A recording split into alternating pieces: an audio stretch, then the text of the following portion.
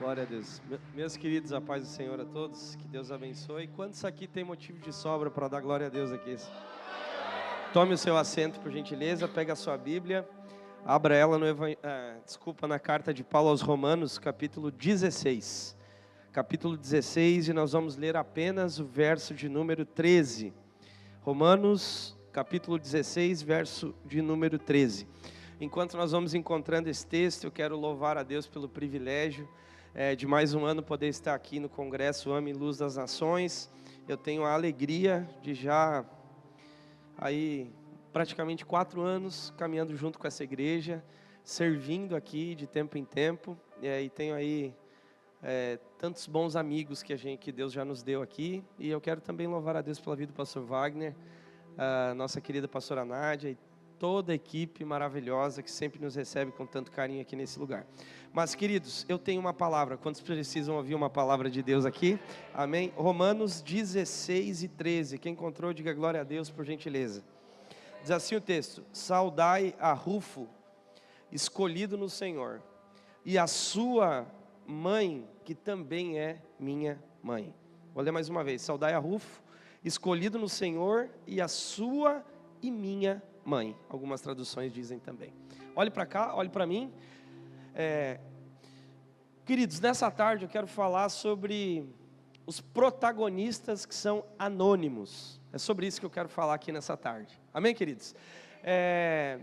Infelizmente nós estamos vivendo um período tão difícil no nosso meio, que talvez uma das coisas mais preocupantes seja essa fabricação de ídolos que nós estamos construindo. Cada dia mais o que a gente percebe é essa veneração a seres humanos. É só você perceber que nós estamos regrados de muita idolatria. E a idolatria que nós temos, ela é completamente diferente, por exemplo, da igreja romana, que vai ali e idolatra uma estátua, uma placa ou alguma coisa. Nós estamos vivendo um período muito pior de idolatria. A igreja evangélica constrói os seus próprios ídolos, ou seja, a gente adora a seres humanos. É muito comum isso acontecer no nosso meio. Inclusive, agora, principalmente nos últimos 3 anos, nós estamos percebendo, inclusive, que nós estamos dando prêmio a esses ídolos, o que é muito pior, o que é muito preocupante. E quando eu comecei a pensar a respeito disso, de que nós estamos criando ídolos e estamos, inclusive, criando plataformas para premiá-los, eu comecei a pensar, poxa, mas isso está completamente distante do Evangelho, isso não tem nada a ver com o Evangelho. E a partir disso, eu li essa pequena parte daquilo que escreveu o apóstolo Paulo aos Romanos, e é interessante que Paulo ele vai fazer uma saudação, e ele sauda esse homem chamado Rufo, e diante dessa saudação de Rufo, ele vai mencionar a mãe de Rufo. E a respeito da mãe de Rufo, nós não temos o nome dela, nós não sabemos exatamente como é que é o nome dessa mulher, mas a única coisa que o apóstolo Paulo diz é que essa mãe de Rufo é como se fosse mãe dele. Então, quando Paulo está dizendo, eu quero saudar a Rufo, e eu quero também saudar a mãe dele, ele também está trazendo para nós a importância de que essa mulher cumpriu o seu papel no seu tempo. Então, se Paulo está dizendo que aquela mulher foi como se fosse uma mãe para ele, nós precisamos primeiro pensar qual é o papel de uma mãe e o que uma mãe simboliza na nossa vida. Irmão, assim, para quem já teve uma mãe, para quem tem uma mãe aqui, sabe o conceito bíblico a respeito de mãe, nós sabemos disso, que a mãe é aquilo que traz estrutura a nós. A mãe é aquilo que nos dá força. Quando você está passando por uma situação muito difícil, com certeza você liga lá para sua mãe, uma palavra dela coloca você de pé. Então, quando Paulo está dizendo que essa mulher, que nós não sabemos o nome, que ela é uma anônima, ele está dizendo que aquela mulher foi importante para ele, e que ela, a figura dela, era como se fosse uma mãe para ele. Paulo está falando e está dizendo o tamanho da importância que aquela mulher teve naquele contexto, onde o evangelho estava começando, onde a igreja estava se incorporando, e onde havia muitas salvações, e Paulo, como um missionário extremamente perseguido, ele diz que aquela mulher, assim, cumpriu um papel extremamente extraordinário para a missão que ele estava vivendo. Então, a partir disso, eu fiquei pensando o seguinte, poxa, por trás de Paulo, havia essa mulher. Assim como, se você pegar qualquer figura, qualquer pessoa, qualquer projeto, por mais que você esteja vendo uma pessoa, por trás daquela pessoa, Existem esses anônimos. Você pode ver aqui essa igreja aqui hoje, você pode ver todo esse congresso, tudo que já aconteceu aqui, mas por trás disso aqui tudo, existem heróis anônimos, que talvez você nunca vai conhecer o nome, talvez você nunca vai saber quem é, mas eles existem. E quer saber? São exatamente esses anônimos que ainda dão estrutura a tudo que está acontecendo. Quem pode dar glória a Deus, quem acredita que são esses que sustentam. E a partir disso, a partir dessa ideia, de que existem esses anônimos que fazem toda a diferença, eu quero compartilhar com vocês aqui, de maneira bem prática e rápida, 3 protagonistas anônimos, ou seja, 3 tipos de pessoas, que fazem a diferença, mas que são anônimos. Pessoas que marcaram a sua história, mas que talvez não foram tão reverberadas, talvez não tiveram um nome tão conhecido. E eu quero falar sobre 3 tipos de pessoas, que são esses protagonistas anônimos, que talvez não aparecem, mas que fazem toda a diferença, que ajudam a que a obra de Deus se estruture e o nome de Deus seja glorificado. Quem quer ouvir, diga glória a Deus por gentileza. O primeiro tipo de pessoas, o primeiro tipo de protagonista anônimo que eu quero falar, são sobre pessoas que assumem riscos por outras pessoas. Ou seja, elas se dispõem a correr os riscos por outras pessoas. Deixa eu dar um exemplo para vocês. Nós falamos muito a respeito da história de Ruth, mas nós quase não falamos a respeito de Mardoqueu, que era o seu parente, que deu todo o suporte para que Ruth chegasse aonde ela chegou. Está entendendo? Então pouco a gente fala sobre Mardoqueu, mas se não fosse Mardoqueu, Ruth não teria chegado onde ela chegou. Se não fosse Mardoqueu, Ruth não teria toda a força e toda a ousadia que ela teve para tomar decisões importantes para libertar o seu povo. Está entendendo? Então, muito mais importante do que Ruth, nós temos a pessoa de Mardoqueu. Por quê? Porque enquanto Ruth estava lá no palácio, Mardoqueu estava andando com roupa de pano de saco e com cinza, andando pela cidade jejuando. Está entendendo? Então tem muita gente que quer ser Ruth, mas tem pouca gente que está disposta a pagar o preço que Mardoqueu pagou. Está entendendo, irmão? Então só há uma Ruth se tiverem Mardoqueus dispostos a cumprirem o seu chamado. Deus está chamando Ruths aqui hoje, mas está chamando Mardoqueu também. Então não tem como falar de Ruth sem falar sobre Mardoqueu, mas ninguém fala sobre ele. Quer ver um outro personagem que assumiu os riscos para que outras pessoas pudessem ir mais longe? Raabe, exatamente Raabe. Nós falamos muito a respeito de Josué, mas ele não fala nada sobre Raabe. Mas se não fosse Raabe, Josué não teria conseguido ter êxito na tomada de Jericó. Está entendendo? Então tem algumas pessoas que só chegaram onde chegaram porque Deus levantou umas Raabes por aí, que na hora certa se expuseram ao risco, correram o risco, mas que o nome do Senhor foi glorificado. Levante a sua mão, levante a sua mão, levante a sua mão.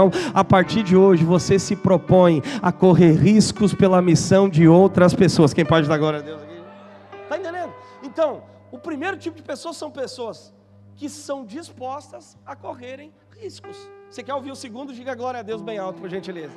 O segundo, são pessoas que eles assim se comportam, olha para mim aqui, como impulsionadores. Irmão, você pode ter certeza, se você chegou onde você chegou, você só chegou porque pessoas acreditaram em você. Se você conseguiu conquistar o que conquistou, irmão, essa convicção não veio apenas para você. Ela também veio para pessoas que, assim, decidiram investir em você. Eu tenho certeza, irmão, que você só está aqui hoje porque em algum momento alguém se levantou e disse: ó, você tem um potencial, você tem uma capacidade, você tem um talento, você tem uma percepção, você tem uma sensibilidade, e essas pessoas de certa forma impulsionaram você. Você pega, por exemplo, o apóstolo Paulo, quando ele se converte, que ele começa a contar o seu testemunho, ninguém acredita no ministério dele. Aí aparece um anônimo, Barnabé, que vai acreditar na história dele, a ponto de instruí-lo, a ponto de investir nele, até o momento que o apóstolo Paulo chega a assim, um patamar tão elevado e tão maravilhoso, de estar cumprindo aquilo que ele foi chamado para fazer. Mas se não fosse Barnabé pagar esse preço, ele não teria chegado onde ele chegou. Só que olha que coisa interessante, chegou um momento na história em que Paulo e Barnabé estavam equiparados no mesmo nível ministerial. Aí o que aconteceu? Uma discussão entre os dois. Aí o que acontece? Barnabé, sabe o que ele faz? Ele tem uma sensibilidade pensando o seguinte: opa, ele pode ir muito mais longe do que eu. E sabe o que Barnabé fez? Ele tirou o time dele de campo para que Paulo pudesse crescer muito mais do que ele. Está entendendo? Então ele abriu mão para que Paulo pudesse ser impulsionado. Está entendendo? Só que isso aqui é tão difícil falar no nosso meio, irmão. Sabe por quê? Porque hoje parece que quando alguém começa a ser levantado, parece que a gente acha que está assim, se colocando uma certa disputa. Mas não, irmão, quando Deus está querendo levantar alguém, é porque o seu nível também, Ele está querendo levantar, está entendendo? Então o que Barnabé nos ensina aqui hoje? Embora ele tenha tirado o time dele de campo, ele foi o responsável para que Paulo pudesse voar ainda mais. Irmão, eu quero pensar que você, além de você chegar nos lugares que Deus quer que você chegue, você também vai ser o agente de transformação, para que pessoas voem muito mais do que você já voou, ok? Oh, levante a mão, levante, deixa ela bem levantada, isso aqui é uma palavra para você. Você vai muito longe, mas as pessoas que vão passar pela tua mão, vão ultrapassar você. Quem pega essa palavra e pode aplaudir o Rei da Glória. Agora, se até hoje, irmão, você nunca conseguiu formar alguém que foi mais longe que você, tem alguma coisa diabólica em você. Amém, gente? Amém ou não amém, gente? Se você nunca conseguiu, nunca permitiu de você dar um passo para trás e dizer: é a sua hora, vai. Ó, eu só abri esse caminho, mas é você. Se você nunca fez isso, tem alguma coisa muito diabólica em você. Você acha que nós estamos aqui para competir? Barnabé entendeu isso. Ele entendeu: opa, você é só um protagonista nisso aqui. Eu vou deixar ele rodar, eu vou deixar Paulo passar. Está entendendo? E isso é tão maravilhoso que ele não fez só pelo apóstolo Paulo. Ele fez para o João Marcos também, que era um desacreditado na missão. Está entendendo? Então, irmão, em nome de Jesus, em nome de Deus, quer levantar pessoas que vão levantar outras pessoas e vão impulsionar para a glória de Deus. Quem pega essa palavra aqui, gente? Está entendendo? Então, a primeira grande característica, o primeiro grupo de pessoas que são protagonistas nós são aqueles que correm risco. O segundo são aqueles que impulsionam. Você quer ouvir o terceiro e o último? Diga amém bem alto, por gentileza. São aqueles que estão dispostos ao sacrifício. Irmão, quando foi a última vez que você colocou a mão no fogo por alguém? Quando foi a última, olha para mim aqui, quando foi a última vez, irmão, que você olhou para alguém e pensou: eu vou apostar, não interessa o que vão falar? Quando foi a última vez? Você já percebeu que nós estamos desenvolvendo uma visão, assim, uma visão muito perigosa no nosso meio? Que é essa coisa de não correr risco. Ah, vai que dá escândalo para a igreja, vai que não sei o quê. A gente fica toda hora protegendo a nossa biografia, como que se o nosso nome fosse maior do que a possibilidade de Deus fazer um milagre poderoso. Está entendendo? Então a gente fica nessa posição segura de manter as nossas aparências. Está entendendo? Só que isso aqui é diabólico também, gente. Por quê? Porque, irmão, se você não colocou a mão no fogo por ninguém, é porque você não entendeu o evangelho. Sabe por quê? Você só está aqui porque alguém colocou a mão no fogo por você. Senão você não estaria aqui. Agora, quando você interrompe esse ciclo, alguma coisa não aconteceu aí. Está entendendo? E tem aqui, nas cartas, tem uma pessoa que Paulo também saúda, que eu acho muito interessante. E ele também é um anônimo. O nome dele é Epafrodito. Ninguém fala desse camarada. Só que o que se diz a respeito de Epafrodito, sabe o que ele fazia? Ele juntava umas ofertas, juntava essas ofertas e levava para o apóstolo Paulo. Em um desses caminhos, ele ficou tão doente que ele quase morreu. Aí alguém vai pensar: qual foi a mensagem que Epafrodito pegou? Nenhuma. Qual foi o sermão que ele pregou? Nenhum. Qual foi a igreja que ele plantou? Nenhuma. Quando que ele apareceu? Não apareceu. Mas o que ele fez? Ele que sustentava e levava as coletas para o apóstolo Paulo, a ponto de colocar a saúde dele à disposição para isso. Está entendendo? Só que, irmão, se nós não conseguimos sacrificar 5 minutos do nosso tempo, que dirá a nossa vida? Mas Deus está nos chamando ao sacrifício. Quem está disposto a isso aqui, gente? Só que isso aqui quebra a lógica. Por quê? Porque hoje parece que nós somos movidos por recompensa. Você vai fazer uma coisa e já quer saber: o que eu vou ganhar com isso? Mas deveria ser o contrário. Nós deveríamos pensar o seguinte: o que eu vou perder com isso? Irmão, olhe para mim aqui. Você não vai ganhar nada aqui essa tarde. Você veio perder aqui essa tarde. Nós não viemos aqui ganhar nada. Qual é a vantagem que eu tenho? Não, qual é a vantagem que eu estou disposto a perder? Então, irmão, a obra de Deus, a obra missionária é feita por pessoas que estão dispostas a perder. E quem nos deixou esse exemplo foi o próprio Cristo. Quando foram pegar a Cristo, quando foram prender a Cristo, Ele disse assim: vocês não precisam me prender, não há necessidade nenhuma, a minha vida eu mesmo a dou. Quem veio essa tarde aqui disposto a perder? Mas posso falar uma coisa? Levante a sua mão se você puder. Se você estiver disposto a perder, esteja também disponível a viver o sobrenatural que Deus vai fazer na sua vida. Olhe para mim, eu nunca vi alguém que decidiu perder para o Cristo não ser recompensado e honrado por Ele. Quem pega essa palavra? Quem crê nessa palavra aqui? Vamos colocar de pé, por gentileza. Se a banda puder vir, por gentileza.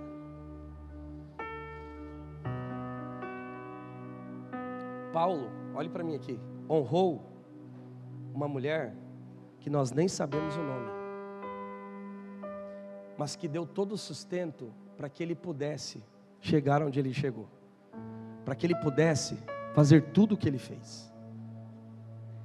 Essa mulher, como é que é o nome dela? Ninguém sabe. Aí quando eu pensei sobre isso, de que ela é uma anônima, eu lembrei que tem um profeta, que Eliseu instruiu, um jovem profeta. E a respeito desse jovem profeta, ninguém sabe o nome dele. É um profeta sem nome. Não tem nome. Foi um jovem profeta, Eliseu instruiu ele. E qual era a função dele? Ungir a Jeú.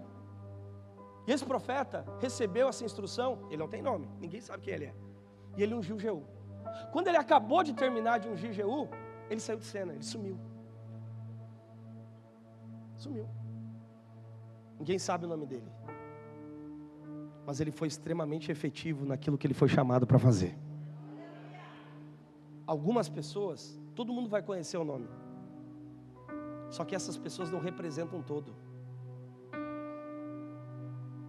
Aliás, o todo geralmente não é construído por essas pessoas. Eu estou aqui, apareci no cartaz. O Valnei está ali, apareceu no cartaz. Mas tem uma coisa que não aparece ali. E que é muito maior que aquilo tudo. Talvez você está aqui, irmão. Todo mundo lá da sua igreja te conhece e diz: a igreja do pastor tal. Mas existem muitos outros anônimos por detrás de tudo isso, que dão toda a sustentação para que aquela igreja esteja de pé. Às vezes você olha para alguém: nossa, que bênção esse irmão, né? Como Deus usa ele, olha só que bênção. Mas na verdade, ele é apenas uma figura daquilo que Deus está fazendo. Eu estou aqui hoje pregando para vocês. Ontem eu estava lá em Bagé pregando. Estava lá ganhando alma, já com os irmãos lá. Só que a minha esposa estava em casa cuidando do meu filho doente. Quando eu cheguei em casa, ela disse: eu não dormi a noite inteira, porque ele ficou ruim a noite toda. Então, o que dá sustentação é aquilo que ninguém está vendo. E essa tarde aqui, Deus está chamando esses heróis anônimos, que não estão atrás de recompensa, não atrás de prêmio nenhum. Nós estamos atrás de uma coroa poderosa que está nos esperando. Está entendendo, irmão? Por isso que a minha é indigesta essa ideia de nós acharmos que nós temos que dar prêmio para quem está gerando a salvação. Por isso que para mim é indigesta essa ideia, eu pregar um sermão aqui e fazer o convite, vir 10 pessoas aqui, aí eu pegar a minha rede social e dizer: ó, ganhei 10 almas para Jesus. Sendo que muito provavelmente esses irmãos estão aqui por causa de um trabalho de discipulado, um trabalho de oração, um trabalho coordenado por uma série de pessoas. Aí eu venho aqui, roubo todo o crédito e passo para mim, sendo que nada disso aqui fui eu só fiz parte desse processo. Então Deus está chamando pessoas dispostas a serem os protagonistas anônimos, os profetas sem nome. Quem crê nessa palavra que Deus está levantando profetas sem nome aqui hoje? E nessa tarde, eu quero orar. Gilson, eu nunca preguei publicamente, mas eu tenho certeza que você já discipulou muita gente. Gilson, parece que eu não tenho assim grandes habilidades ministeriais. Eu não estou falando coisa clerical, eu estou falando de evangelho. Talvez você encontre pessoas que eu jamais vou conseguir encontrar.